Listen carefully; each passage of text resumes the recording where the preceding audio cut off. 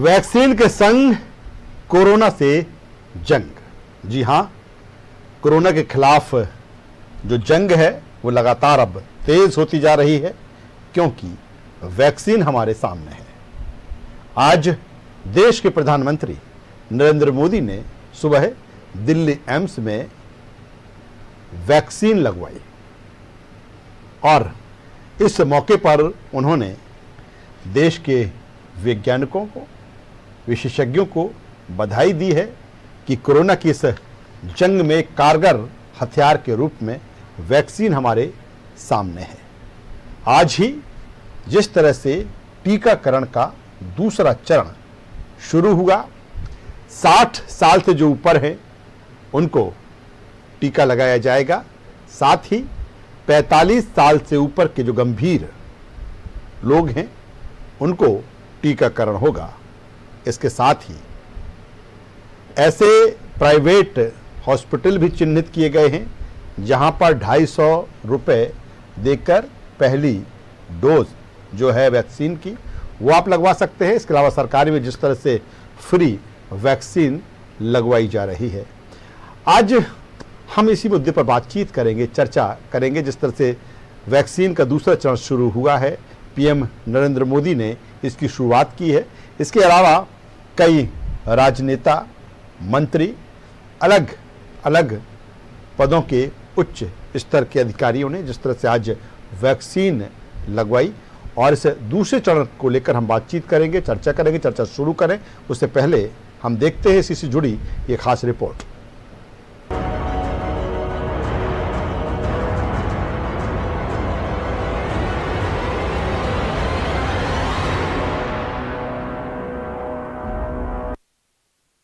प्रधानमंत्री नरेंद्र मोदी ने सोमवार को कोरोना वैक्सीन की पहली डोज लगवाई। सबसे खास बात यह है कि प्रधानमंत्री नरेंद्र मोदी ने जो वैक्सीन लगवाई वो भारत बायोटेक की कोवैक्सीन है। विपक्ष द्वारा इस वैक्सीन को मंजूरी दिए जाने पर काफी सवाल खड़े किए गए थे, साथ ही वैक्सीन की गंभीरता पर भी निशाना साधा गया था। वहीं कई राज्यों में मुख्यमंत्री, केंद्रीय मंत्री और राज्यों के मंत्रियों ने भी कोरोना की वैक्सीन लगवाई। ओडिशा के मुख्यमंत्री नवीन पटनायक ने वैक्सीन लगवाई। उसके बाद बिहार के मुख्यमंत्री नीतीश कुमार ने भी कोविड-19 का टीका लगवाया। मध्य प्रदेश में स्वास्थ्य मंत्री प्रभुराम चौधरी ने भी कोविड का टीका लिया। कुछ लोग जो सवाल कर रहे थे कि मोदी जी टीका कब लगवाएंगे, तो आज उनको मोदी जी ने जवाब दिया है कि मैं अपनी पारी का इंतजार करूंगा। मैं आज के दिन विपक्ष के लोगों से एक अपील करूंगा, क्या हम लोग कोरोना की लड़ाई में एक नहीं हो सकते? क्या हम लोग राजनीति से ऊपर उठकर इस वैक्सीन की लड़ाई में और वैक्सीन लगवाने के पूरे अभियान में एक हो जाए तो देश का बहुत भला होगा। भारत में भी सक्षम तरीके से लोगों को वैक्सीनेशन का कार्यक्रम में अपना योगदान कर रहा है, और भारतीय जनता पार्टी के करोड़ों कार्यकर्ता उनके बताए रास्ते पर चलते हुए, पार्टी को मजबूती देते हुए और पार्टी की मजबूती समाज कल्याण में लगाते हुए हम आगे बढ़ेंगे। घटियापन से भरे होते हैं, स्वास्थ्य के साथ खिलवाड़ कर रहे हैं ये लोग। प्रधानमंत्री जी अपने लिए नहीं जीते, उनका तो जीवन ही देश के लिए है, और उन्होंने एक फैसला किया था केवल उनके लिए नहीं, हम सबके लिए भी। 70+ हूँ अब मेरा तो ये उद्देश्य है भाई, मेरे बजाय आप मेरे से यंगस्टर्स को दो जो लॉन्गविटी ऑफ लाइफ रहती है उसकी। अब हमारी जो लाइफ है वो 10-15 साल की रहती है। देश में 1 मार्च से कोरोना वैक्सीनेशन के दूसरे चरण की शुरुआत हो गई है। चलिए अब समझते हैं किसे लगेगी वैक्सीन। 60 वर्ष से ज्यादा उम्र के लोगों को वैक्सीन लगेगी। 45 से 60 वर्ष के गंभीर बीमारियों से जूझ रहे लोगों को प्राथमिकता। 27 करोड़ लोग इस कैटेगरी में आते हैं। पहली डोज के 29वें दिन बाद दूसरी डोज के लिए पोर्टल पर बुकिंग करा सकते हैं। पहली डोज की बुकिंग रद्द करने से दोनों डोज की बुकिंग रद्द हो जाएगी। 12,000 सरकारी अस्पतालों और प्राथमिक स्वास्थ्य केंद्रों में टीका फ्री है। प्राइवेट अस्पतालों में 250 रुपए का भुगतान करना होगा। कोवैक्सीन और कोविशील्ड का हो रहा इस्तेमाल। वैक्सीन का चुनाव करने की अनुमति नहीं। किस तारीख को वैक्सीन लगवानी है चुन सकते हैं। आयुष्मान भारत में एम्पैनल्ड अस्पताल या CGHS हॉस्पिटल भी शामिल हैं। एक मोबाइल फोन से 4 अपॉइंटमेंट लिए जा सकते हैं। आरोग्य सेतु ऐप पर रजिस्ट्रेशन किया जा सकता है। कोरोना के खिलाफ जंग जारी है। पीएम के टीका लगवाने के बाद विपक्ष के कई सवालों का जवाब भी मिल गया है। एक बार फिर कोरोना के मामले में तेजी आने से सरकार चिंतित है, तो वहीं कोरोना की वैक्सीन इस जंग में एक मील का पत्थर साबित हो रही है। वैक्सीन के लिए पैसे देने की बात की जाए तो सरकारी अस्पतालों में फिलहाल अभी वैक्सीन मुफ्त मिल रही है, वहीं प्राइवेट अस्पतालों में भी वैक्सीन की कीमत सिर्फ 250 रुपए रखी गई है। खैर, अब कोरोना वैक्सीन आम लोगों के लिए उपलब्ध है। हमारी भी आपसे यही अपील है कि किसी के कहने में ना आए, वैक्सीन लगवाएं और कोरोना से जंग में सहभागी बने। News world desk.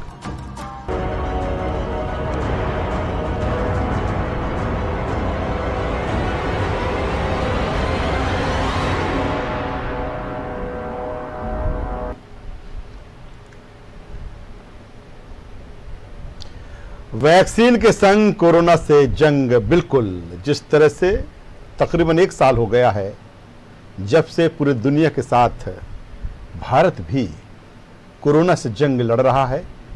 तमाम तरह के उपाय, तमाम तरह की व्यवस्थाएं इसको लेकर की गई। लॉकडाउन भी हमने देखा, अनलॉक भी हमने देखा, और धीरे धीरे जिस तरह से हमारा देश पटरी पर आ रहा है और वैक्सीन आने से निश्चित तौर पर लोगों में, चाहे आम लोग हों चाहे ख़ास, सब में ये भरोसा आया है कि नहीं, अब कोरोना के खिलाफ हमारे पास एक कारगर हथियार है। हालांकि इसको लेकर तमाम तरह के सवाल, सियासत और राजनीति भी, लेकिन ये भी सवाल उठ रहा था कि पीएम नरेंद्र मोदी कब टीका लगवाएंगे, और मुझे लगता है कि उस सवाल पर भी अब विराम लग गया है। आज हम इसी से जुड़े तमाम मुद्दों पर बातचीत करेंगे, चर्चा करेंगे, लेकिन चर्चा शुरू करें उससे पहले अपने मेहमानों से आपका परिचय कराना चाहूँगा, तारुफ कराना चाहूँगा। हमारे साथ में हैं चेतन सिंह जी, बीजेपी के वरिष्ठ नेता। चेतन जी, स्वागत करता हूं आपका। अन्य मेहमान हमारे साथ जुड़ेंगे। अभी हमारे साथ टीवी स्क्रीन पर चेतन जी हैं, उन्हीं से मैं शुरुआत करता हूं, और बाकी के जो 2 मेहमान हैं हमारे साथ, वरिष्ठ पत्रकार चेतन भट्ट साहब और राकेश सिंह यादव, कांग्रेस नेता, वो जैसे ही हमारे साथ जुड़ेंगे उनसे मैं बातचीत करूंगा। चेतन जी के पास में आता हूं।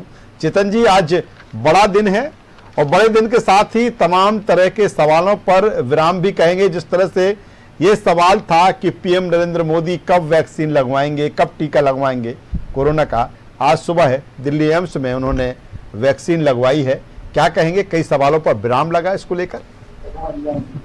देखिए राजेश जी, इस देश में सरकार एक तरफ अपने 130 करोड़ हिंदुस्तान के लोगों को बचाने का प्रयास कर रही है, वहीं दूसरी तरफ लगातार इस वैक्सीन को लेकर के इस सारे भारत नकारात्मक चाहे कांग्रेस हो चाहे अन्य राजनीतिक दल हो, इन्होंने अपनी सार्थक भूमिका का निर्वहन नहीं किया। देश प्राकृतिक आपदा से गुजर रहा हो, देश संक्रमण के दौर से गुजर रहा हो, देश के प्रधानमंत्री, उनके साथ सारे हिंदुस्तानी, सारी पेशेंट लगातार इस बात की रिसर्च कर रही थी कैसे हम अपने हिंदुस्तान के लोगों को बचा सकें। निश्चित रूप से हमने उसकी खोज की। हमारे वैज्ञानिकों को सैल्यूट करना चाहिए। सैल्यूट तो छोड़िए, विपक्ष की खोज पर हम नहीं ठहरा सकते।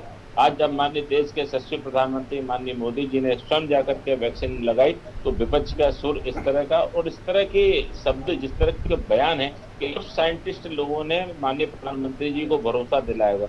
अरे भैया, ये साइंटिस्ट लोग ही रिसर्च करके लाते हैं, तभी कोई चीज देश में आती है, तभी कोई चीज WHO से अप्रूवल होती है, तभी सारे विश्व में इसका प्रचार होता है और इसको लगाने की अनुमति प्रदान की जाती है। मुझे लगता है कि इतनी हताशा और इतनी निराशा इस देश की राजनीति में हमने कभी नहीं देखा है जो वर्तमान में हम देख रहे हैं। निश्चित रूप से आज कई बातों का जवाब विपक्ष को मिला होगा और उन तथाकथित ताकतों को भी मिला होगा जो निरंतर इस देश को कमजोर करना चाहते थे। चलिए चेतन जी, दोबारा आपके पास में आऊंगा। चेतन भट्ट साहब, वरिष्ठ पत्रकार, हमसे जुड़ चुके हैं। चेतन जी, वैक्सीन का दूसरा चरण आज पूरे देश में शुरुआत में सुबह पीएम नरेंद्र मोदी ने जिस तरह से टीका लगवाया, और जो हम बात कर रहे हैं वो दिन भर आज चर्चा का विषय भी रहा है कि जो सवाल थे विपक्ष के कि आखिर पीएम नरेंद्र मोदी कब वैक्सीन लगवाएंगे। उन्होंने वैक्सीन लगवाई है और इन सवालों का मुझे लगता है कहीं ना कहीं जवाब, और वो वैक्सीन जिस वैक्सीन को लेकर सबसे ज़्यादा सवाल खड़े हुए थे, भारत बायोटेक की कोवैक्सीन। क्या कहेंगे? शायद आवाज़ हमारी उन तक नहीं पहुंच पा रही। जब तक ऑडियो सही होता है चेतन जी के पास दोबारा आ जाता हूं। चेतन जी, इसके बाद अब ये माना जाए, क्योंकि तमाम राज्यों के मुख्यमंत्री और इसी को लेकर वेट कर रहे थे कि पीएम नरेंद्र मोदी वैक्सीन, चूंकि दूसरा चरण शुरुआत होना था, इससे अच्छा मौका हो नहीं सकता। और आज की हम बात करें तो तमाम राज्यों के जो चाहे मुख्यमंत्री हों चाहे मंत्री हों, उन्होंने वैक्सीन लगवाई और सीएम शिवराज सिंह चौहान भी कल टीका लगवाएंगे। देखिए राजीव, निश्चित रूप से सब लोग इंतजार कर रहे थे अपनी बारी आने का। अगर यही सब सरकार और सरकार के माननीय प्रधानमंत्री जी, उनकी कैबिनेट, अगर मुख्यमंत्री, उनकी कैबिनेट अगर पहले वैक्सीकरण करते तो विपक्ष इस बात को प्रचारित करता कि देश के 130 करोड़ लोगों की हमने चिंता नहीं की, सरकार ने अपनी ही चिंता की। तो मुझे लगता है कि नकारात्मक भाव के साथ जो लोग इस देश में राजनीति करते हैं उनको बहुत सारी बातों का जवाब मिला है। और निश्चित रूप से माननीय प्रधानमंत्री जी ने जिस बायोटेक को लेकर के तमाम प्रश्न विपक्ष ने खड़े किए, आज उसको माननीय प्रधानमंत्री जी ने स्वयं लगवा करके इस बात का जवाब। चलिए चेतन जी, आ जाता हूँ, फिर आता हूँ आपके पास में। राकेश सिंह जी हमारे साथ जुड़ चुके हैं, कांग्रेस के नेता प्रवक्ता। राकेश जी, आवाज मिल रही है हमारी आपको? मुझे लगता है कि आवाज नहीं मिल पा रही है। चेतन जी, एक सवाल यहाँ इस बात को लेकर अब है, क्योंकि जिस तरह से सेकंड वेव की बात की जा रही है, पहले जिस तरह से हमने देखा कि लगातार ये माना जा रहा था, मध्य प्रदेश में भी हमने देखा आंकड़े काफ़ी कम हुए थे, लेकिन अब जिस तरह से फिर एक बार जो कोरोना के मरीज़ हैं, जो उनकी संख्या वो तेज़ी के साथ बढ़ रही है, क्या लगता है कि अब सरकार के सामने एक ये चुनौती कहें या फिर एक प्लान कहें कि तेज़ी के साथ वैक्सीनेशन हो? क्योंकि कोरोना अगर और बढ़ेगा तो कहीं ना कहीं फिर वो तमाम सारी दिक्कतें जो हमने हमारे देश की जनता ने फेस की है, तो क्या इस दिशा में अब तेजी के साथ बढ़ने की जरूरत है? देखिए राजेश जी, हमने पहले भी कहा, सरकारी स्तर पर भी कहा है कि कोविड का संक्रमण का खतरा टला नहीं है, कोविड चल रहा है। ये हमारी जिंदगी में लंबे समय के साथ साथ चलेगा, इससे बचाव करना यही हमारी वैक्सीन है। और जब वैक्सीन आ गई तब हमने कहा है कि सब लोग, जिनका जब क्रम आता है, वे जाकर के निर्धारित स्थान पर वैक्सीन लगवाएं। और मुझे लगता है कि 130 करोड़ हिंदुस्तान के लोगों को वैक्सीन पहुंचने में लगभग अगर सब लोगों ने अपनी जवाबदारी जिम्मेदारियों पर निर्भर किया, तब भी हमको 6 माह का समय लगेगा। हम हमारे देश में वैक्सीनकरण के इस प्रक्रिया से दूर हो रहे हैं, कई लोग लगवाने नहीं जाना चाहते हैं। अभी मैंने देखा है जो रिकॉर्ड आए हैं, पैरामेडिकल फोर्स जो हमारा है, उसमें भी बहुत सारे लोग वहां पर वैक्सीनकरण जब उनका क्रम आया तो वहां लगने नहीं गए। वहीं विश्व के 12 देश हमारी वैक्सीन लेकर के अपने देश और देश के वासियों को सुरक्षित करने के मुहिम में लगे। तो मुझे लगता है कि आज की इस मुहिम से देश और देश के उन तमाम लोगों को बिल्कुल, और मुहिम निश्चित तौर पर मुहिम की ही जरूरत है, कहीं ना कहीं जागरूकता की जरूरत है कि लोग आगे आए, वैक्सीन लगवाएं। हालांकि अब तो निजी हॉस्पिटल्स में भी चेतन जी वैक्सीन लगना शुरू हो गई है 250 रुपए में। चेतन भट्ट साहब को आवाज शायद मिलने लगी होगी, फोन लाइन पर वो है। चेतन जी, आवाज मिल रही है आपको? हाँ, मिल रही। चलिए चेतन जी, मेरा सवाल इस बात को लेकर है, क्योंकि आज निश्चित तौर पर बड़ा दिन है। बड़ा दिन इसलिए भी कि जिस तरह से वैक्सीन का दूसरा चरण की आज शुरुआत हुई, 60 साल से जो ऊपर के ग्रुप के लोग हैं, एज ग्रुप के लोग, उनको वैक्सीन लगेगी। इसके अलावा 45 साल से ऊपर जो गंभीर बीमारी जिनको है उनको वैक्सीन। लेकिन सबसे बड़ी बात ये कि पीएम नरेंद्र मोदी को आज इसका टीका लगाया गया और लंबे समय से सवाल खड़े हो रहे थे, खासतौर पर विपक्ष जिस तरह से सवाल खड़े कर रहा था कि मोदी जी कब लगवाएंगे। क्या लगता है जवाब मिल गया होगा विपक्ष को आज उनके वैक्सीन लगवाने के बाद? देखिए राजेश जी, ये बात तो सही है कि बहुत लंबे समय से इस तरह का प्रश्न सामने आ रहा था कि भाई भाजपा के नेता या प्रधानमंत्री या मुख्यमंत्री क्यों नहीं लगवा रहे हैं वैक्सीन। तो जरूरी इस बात की थी कि प्रधानमंत्री या मुख्यमंत्री या भाजपा के बड़े नेता वैक्सीन लगवाए। और आज प्रधानमंत्री मोदी जी ने एम्स में जाके अपना वैक्सीनेशन का डोज ले लिया है। जाहिर सी बात है कि जो सवाल उठाए जा रहे थे विपक्ष की तरफ से, या जो भी संशय हो रहा था लोगों के मन में कि भाई बीजेपी वाले क्यों नहीं लगवा रहे हैं, वो कहीं ना कहीं बात खत्म हुई है। शायद शिवराज सिंह जी भी टीका लगवाने वाले हैं जी कल। तो मुझे लगता है कि बीजेपी के नेताओं को पहले इस तरह की जो कोशिश थी वो कर लेनी चाहिए। क्या मोदी जी का रास्ता देख रहे थे वो, जब मोदी जी लगवाएंगे उसके बाद हम लगवाएंगे। भाई शिवराज सिंह जी ने तो पहले कहा था कि पहले जनता को लग जाए उसके बाद मुझे लगेगा। एक टीका अगर उनको लग जाता तो क्या फर्क पड़ता। चलिए खैर, देर आए दुरुस्त आए, फर्क नहीं पड़ता है। लेकिन ये बात सही है कि अब ये एक संशय की स्थिति थी जनता के मन में भी थी और विपक्ष तो इस बात को उठा ही रहा था कि भाई बीजेपी के लोग क्यों नहीं उठा रहे हैं, लगवा रहे हैं टीका। तो वो सारी जो संशय की स्थितियां हैं वो दूर हो गई। आज राज्यपाल ने भी टीका लगवाया और चेतन जी एक बड़ी बात आज केंद्रीय मंत्री रविशंकर प्रसाद ने कही है। लंबे समय से कोरोना पूरी दुनिया में फैला, हमारा देश में जिस तरह से इसको लेकर लड़ाई लड़ी गई, उतना सक्षम देश भी नहीं था कि इस तरह की बीमारी से लड़ा जाए, लेकिन धीरे धीरे शनय शनय उस ओर कदम बढ़ाए गए और हेल्थ सिस्टम को मजबूत किया गया और बेहतर तरीके से एक लड़ाई लड़ी। एक बात जो जिस तरह से उन्होंने कही आज केंद्रीय मंत्री रविशंकर प्रसाद ने कि कोरोना की लड़ाई में क्या सारे गुट, क्या कांग्रेस, क्या बीजेपी, क्या सपा बसपा, क्या एक नहीं हो सकते और ये होना चाहिए था। इसके इतर अगर बात करें तो तमाम तरह के सवाल, राजनीति, सियासत, कहीं ना कहीं ऐसे समय में नहीं लगता कि एक होकर इस लड़ाई को लड़ा जाए जिस तरह से केंद्रीय मंत्री रविशंकर प्रसाद कह रहे हैं।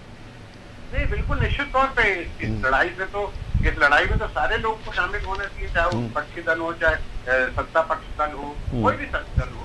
ये तो एक ऐसी लड़ाई थी जो 130 लोगों को लड़नी थी एक साथ मिलकर। उसमें पॉलिटिकल रूप से अगर आप बाइफरकेट करते हैं तो ये मुझे नहीं लगता कि ठीक बात है। इसमें निश्चित तौर पर जो रविशंकर जी ने कहा कि इस लड़ाई में सबको शामिल होना चाहिए, जाहिर सी बात है कि इसमें सबको शामिल होना चाहिए। लेकिन दिक्कत वही हो जाती है कि जो पॉलिटिकल एजेंडा होता है कि अगर कोई पार्टी अगर अच्छा काम कर रही है सरकार में है तो विपक्ष उसका निश्चित तौर से कहीं ना कहीं उसकी इन्वेक निकालता है। ये बीजेपी के साथ भी है, कांग्रेस के साथ भी है, तमाम दलों के साथ। तो ये कोई बहुत बड़ी चीज नहीं है। लेकिन ये बात सही है कि इस तरह की जो बीमारी है, महामारी आई है, ये पहली बार आई है और इसका मुकाबला करने के लिए बहुत ज्यादा कोशिश की जरूरतें थी। और मुझे बड़ा अच्छा लगता है कि हमारे देश ने न केवल अपने देशवासियों के लिए वैक्सीन की व्यवस्था की, बल्कि दूसरे देशों को भी वैक्सीन की मुहैया करवाई जा रही है। तो ये निश्चित तौर से वैज्ञानिकों की एक बहुत मेहनत का प्रतिफल है। बिल्कुल, वैज्ञानिकों की मेहनत, उनकी शोध और लगातार कोरोना के खिलाफ बहुत जल्द जिस तरह से, क्योंकि कोई भी वैक्सीन होती है हजारों माफ कीजिएगा सालों उसमें लग जाते हैं प्रमाणिकता सिद्ध करने में, लेकिन जिस तरह से वैज्ञानिकों ने, विशेषज्ञ ने काम किया, निश्चित तौर पर बधाई के वो पात्र हैं। राकेश जी हमसे जुड़ चुके हैं। राकेश जी, आवाज मिल रही है हमारी? शायद अभी भी उनसे हमारा संपर्क नहीं हो पा रहा है। एक बार फिर चेतन जी के पास में मैं आता हूँ। चेतन जी, जिस तरह से जो बात मैंने चेतन भट्ट साहब हमारे वरिष्ठ पत्रकार उनसे कही थी और रविशंकर प्रसाद जिस तरह से बात कही, उसी बात को मैं आगे बढ़ाऊंगा क्योंकि काफ़ी पॉजिटिव बात है और मुझे लगता है कि अगर इस तरह की बातें दोनों तरफ से हों तो इससे अच्छा कुछ हो नहीं सकता, क्योंकि कोरोना के चलते तमाम सेक्टर जिस तरह से प्रभावित हुए हैं और ये लंबी लड़ाई चलेगी। कोरोना से वैक्सीन आ गई है, उस स्तर पर एक लड़ाई, और दूसरे स्तर पर कैसे देश को खड़ा करना है, कैसे मजबूत करना है।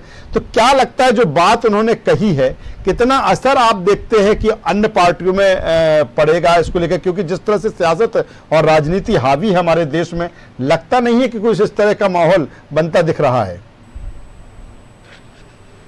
संक्रमण का दौर हो, युद्ध का दौर हो, महामारी का दौर हो, भुखमरी का दौर हो, इन सब मुद्दों पर किसी पार्टी विशेष व्यक्ति के मुद्दे नहीं होते। ये सब पूरे देश के आम आदमी को, देशवासियों के मुद्दे हैं। और जहाँ पर देश का मुद्दा हो वहाँ क्या बीजेपी, क्या कांग्रेस, क्या सपा, क्या बसपा, क्या आम, मैं समझता हूँ इन सब बातों को भूल करके हमको देश को बचाने का चिंतन करना चाहिए, प्रयास करना चाहिए, एक मैसेज देना चाहिए कि सारा हिंदुस्तान इस महामारी के खिलाफ, या कोई भी इस प्रकार की आपदा है, सारा हिंदुस्तान एकजुट होकर के इस हिंदुस्तान को बचाने के लिए खड़ा हुआ है। तब तो मैसेज जाएगा।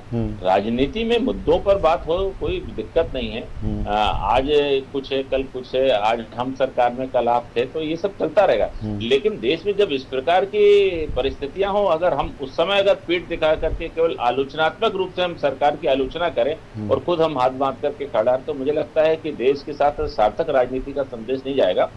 तो हमने तो किताबों में पढ़ा है, लेकिन लोगों ने देखा है कि श्रीमती इंदिरा गांधी जी ने जब पाकिस्तान से बांग्लादेश बनवाया था, तब सारे राजनीतिक दलों ने एक सुर में कहा था कि हम सब सरकार के साथ कंधे से कंधा मिला करके खड़े। और उस घटना को लेकर आज भी, मैं भले ही भारतीय जनता पार्टी का कार्यकर्ता हूँ, आज भी मुझको फक्र होता है कि मेरे देश के प्रधानमंत्री जी ने उस समय एक कदम उठाया और हमने पाकिस्तान को मुंहतोड़ जवाब दिया। तो मुझे लगता है कि इन परिस्थितियों में हम सब भारतीय हैं, हिंदुस्तानी हैं। हिंदुस्तान का परचम, इस तिरंगे का सम्मान होना चाहिए। वो तिरंगे की खातिर जो भी हमसे बन सकता है हम सबको। चेतन जी, इस बात को लेकर भी तमाम तरह के सवाल कांग्रेस के, खास तौर पर हमने देखा भी विधानसभा सत्र के दिन की किस तरह से नेता प्रतिपक्ष पीसीसी चीफ कमलनाथ ने उस बात को लेकर सरकार को कटघरे में खड़ा किया कि फ्री वैक्सीन की आपने बात की थी, फ्री वैक्सीन नहीं है, पैसा लिया जा रहा है। चुनाव के वक्त वो ऐलान किया गया था,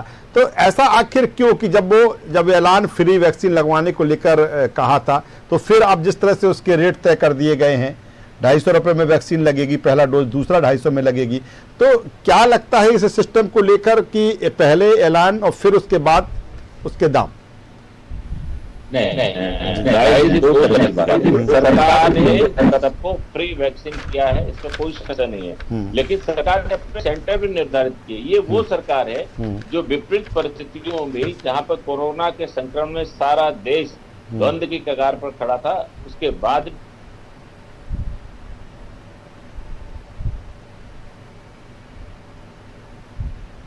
को 5 लाख लगता है कि सारी बहुत हिंदुस्तान को। चलिए चेतन जी के पास में मैं आता हूं, चेतन भट्ट साहब, वरिष्ठ पत्रकार। चेतन जी, अब क्या माना जाए, चूंकि 2 स्तर पर अब काम हो रहा है, एक तो जो फ्री वैक्सीन लग रही है सरकारी अस्पतालों में वो, और दूसरी तरफ जिस तरह से जो हॉस्पिटल्स, प्राइवेट हॉस्पिटल चिन्हित किए गए हैं, 250 रुपये में पहली डोज लगेगी, तो क्या अब बहुत तेजी के साथ ये इसमें इजाफा होगा कि तेजी से वैक्सीन लगे? क्योंकि ये भी कहा जा रहा है कि अब जो ग्रुप बनाया है 60 साल से ऊपर और 45 साल जो बीमारी है, 27 करोड़ लोगों को इसमें वैक्सीन लगेगी, तो अब यहाँ से अब तेजी के साथ वैक्सीनेशन का काम बढ़ेगा क्योंकि अब उसकी जरूरत भी है। हाँ देखिए, बिल्कुल निश्चित तौर पे अगर तेजी से काम करेंगे तो उससे फायदा मिलेगा लोगों को।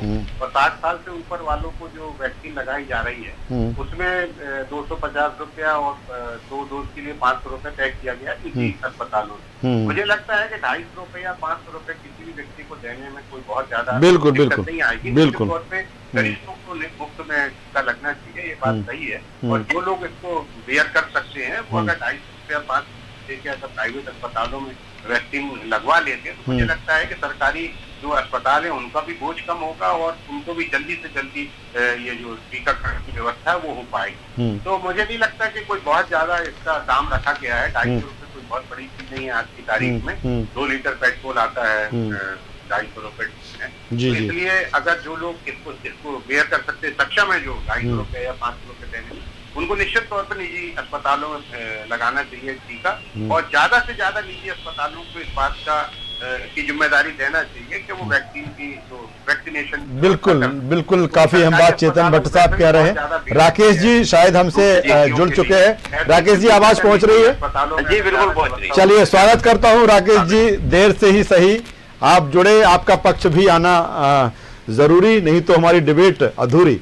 दूसरी तरफ अगर हम बात की जाए, लंबे समय से ये बात की जा रही, हालांकि ये भी आज अहम दिन है कि दूसरा चरण भी शुरू हो रहा है। राजनीति और सियासत से अगर उठकर हम बात करें तो ये भी अब चूंकि 27 करोड़ लोगों को अब वैक्सीन लगेगी इस चरण में जो ग्रुप बनाया गया है। लेकिन शुरुआत जिस तरह से आज पीएम नरेंद्र मोदी ने की, क्या कांग्रेस को जवाब मिल गया? क्योंकि काफी दिनों से आपके सवाल थे कि कब लगवाएंगे पीएम नरेंद्र मोदी वैक्सीन। ये कांग्रेस का सवाल नहीं था, ये देश का सवाल था जी, कि देश के प्रधानमंत्री जो हर मामले में सबसे आगे लीड करते हैं, हर मामले में सबसे आगे अपने आप को रखते हैं। कोई भी ऐसी परिस्थिति बनती है जब सर्जिकल स्ट्राइक हो या कोई इसरो का काम हो, तो वो सबसे पहले आके वैज्ञानिकों से पहले और सेना अध्यक्ष से पहले बयान देते हैं। तो क्या वजह थी कि जब वैक्सीन अप्रूव हो गई उसके इतने दिनों बाद प्रधानमंत्री जी बहुत नियमितीकरण के तहत जब 60 साल से ऊपर का हुआ, जब वो वैक्सीन लगवा रहे हैं। अगर यही वैक्सीन जो आज अनेक नेताओं ने प्रधानमंत्री जी के बाद लगवाई, अगर ये शुरू में ये प्रदर्शन रहता तो शायद बहुत स्थिति सुधार होती। दूसरी बात, हर सभा में, हर भाषण में ये बोला गया कि वैक्सीन सारे देश को फ्री लगी। सवाल 250 रुपए का नहीं है, आपकी बात का है। इंदिरा जी ने जब पाकिस्तान के 2 टुकड़े करके बांग्लादेश बनाया था, जीतने के बाद इंदिरा जी ने ये नहीं बोला था आप वापस में मिल जाओ, मैंने आपको 2 टुकड़े कर दिया, मुझे कोई दिक्कत नहीं, मैं तो वापस हिंदुस्तान जा रही हूँ। वो एक उनकी नियत थी, उनका तरीका था, इसलिए सारे दलों ने समर्थन करा था। जब आप सारे सभा में खुले रूप से बोल चुके हैं कि एक एक व्यक्ति को वैक्सीन फ्री लगेगी, तो प्राइवेट हॉस्पिटलों में गवर्नमेंट को वैक्सीन फ्री उपलब्ध कराना थी। क्या वजह है कि उसका रेट 250 रुपए, फिर दूसरे का 250 रुपए, 500 रुपए लग रहे हैं? सवाल 1 रुपए का, 5 रुपए का, 500 रुपए का नहीं है, आपके स्टेटमेंट का है, आपके सच का है कि आप चुनाव में क्या बोलते हैं। बाद में जब चुनाव समाप्त हो जाते हैं, आप चुनाव जीत जाते हैं, फिर आपका स्टैंड क्या रहता है, और प्रेजेंटेशन बाद में जब वो परिस्थिति बनती है कि अब जमीन पे सब चीज उतर रही है, जब आप क्या कहते हैं, इससे विश्वसनीयता की कमी होती है। अगर यही विश्वसनीयता पीएम साहब कायम रखते हैं तो 7 साल में ये देश की जो दुर्गति हो रही है हर जगह, हर स्थिति में, चाहे व्यापारी ले लो आप, चाहे किसान ले लो या अन्य लोग ले लो, ये क्यों हो रही है? आपने 70 साल के कांग्रेस का शासन, ये बोलते हैं कांग्रेस ने तो 53 साल शासन करा है, इन 53 सालों में कभी भी जो जीडीपी की ग्रेड थी वो नहीं गई।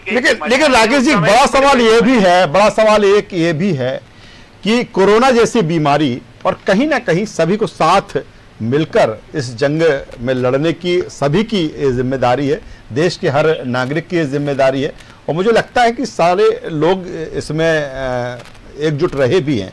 लेकिन सवाल इस बात को लेकर कि जिस तरह से राजनीति और सियासत इस पूरे मामले को लेकर हुई है, और आज जिस तरह से केंद्रीय मंत्री रविशंकर प्रसाद ने कहा कि दलगत राजनीति से ऊपर हटकर क्या हम एक होकर ऐसे समय, ऐसी लड़ाई के समय एक नहीं हो सकते? क्या लगता है कि कहीं ना कहीं बहुत कुछ बदल गया है राजनीति और सियासत में? नहीं, मैं आपकी बात से सहमत हूँ, दलगत राजनीति से ऊपर उठ के काम करना चाहिए, लेकिन इसका सर्वश्रेष्ठ उदाहरण स्वयं प्रधानमंत्री जी को प्रस्तुत करना था। उनको उस समय बोलना था कि 3 करोड़ जो लोग हैं फ्रंटाइजर, उन्हीं को हम वैक्सीन फ्री में देंगे, बाकी लोगों को एक नॉमिनल रेट। क्या दिक्कत थी ये सच बोलने में? आप बोल सकते थे। आपको खुद उदाहरण प्रस्तुत करना पड़ता है। प्रधानमंत्री के पद पे देश ने आपको प्रधानमंत्री बनाया, आपको क्या जरूरत है झूठ बोलने की कि फ्री वैक्सीन मिलेगी वोटों के लिए? ये विचार और ये परिस्थितियां बार बार निर्मित होंगी, क्योंकि ये देश देखता है, देश के लोग देखते हैं, देश की पॉलिटिकल पार्टी देखती है, देश का प्रधानमंत्री से उम्मीद करते हैं कि उनका जो बोला हुआ वाक्य है बिल्कुल सत्य वचन है, उसमें कहीं कोई झूठ नहीं है। इस देश के प्रधानमंत्रियों से यही उम्मीद की जाती रही है आज तक। तो इसलिए कांग्रेस बार बार ये बोलती है कि अगर आपका कोई एक स्टैंड है, पूरे सारे दल आपके साथ रहेंगे, कहाँ मना कर रहे हैं, लेकिन आप अपने स्टैंड पे कायम नहीं रहते, आप स्टैंड से बदल जाते हैं। अभी पश्चिम बंगाल के चुनाव है, हो सकता है 2-3 दिन बाद घोषणा हो कि वहाँ फ्री वैक्सीन सबको देंगे, चुनाव समाप्त हो जाए, फिर होगा कि नहीं। लेकिन एक सवाल और है, राकेश जी, एक सवाल और है, जिस वैक्सीन को लेकर आपने सवाल खड़े किए थे, कांग्रेस ने सवाल खड़े किए थे, भारत बायोटेक की कोवैक्सीन, वही टीका पीएम नरेंद्र मोदी को लगा है। देखिए, कोविड जिस वैक्सीन को लेकर सवाल खड़े हुए हैं उसकी तीसरी ट्रायल नहीं हुई थी, और उसके पहले कई लोगों को लग चुका है। जो बार बार विरोध हो रहा है वो इस बात का हो रहा है कि आपकी एक वैक्सीन की ट्रायल, तीनों ट्रायल पूर्ण हो चुकी है, वो लग रही है, उसमें कोई दिक्कत नहीं है। दूसरी वैक्सीन की तीसरी ट्रायल का जो समय रहता निर्धारित मेडिकल अनुसार, वो हो जाने दीजिए। तो उसमें क्या गलत बोला? नियम का पालन आप नहीं कर रहे हैं, एक वैक्सीन का आप 3 ट्रायल करवा रहे हैं, फिर उसको लागू कर रहे हैं, एक वैक्सीन के 2 ट्रायल करा रहे हैं, आप बोल रहे हैं आप इसको लगाइए। तो ये 2 वेरिएशन क्यों है नियम में? कानून तो एक होता है ना। राकेश जी, अब बीजेपी कह रही है कि कांग्रेस के वो तमाम लीडर आपके ऊपर से लेकर नीचे तक के आप समझ गए होंगे कि वो कब वैक्सीन लगवाएंगे। देखिए, लीडर के समझने का विषय नहीं है, सब्जेक्ट ये है कि आप कितना सच बोल रहे हैं।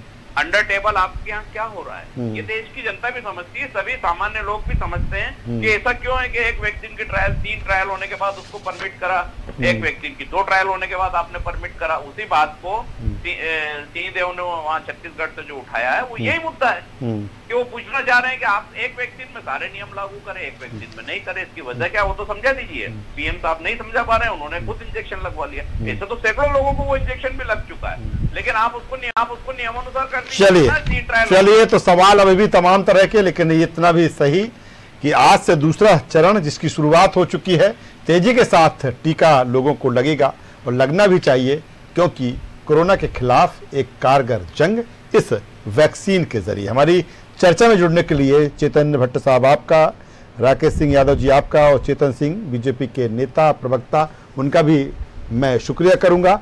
तो कुल मिलाकर दूसरा चरण वैक्सीन का शुरू हो चुका है।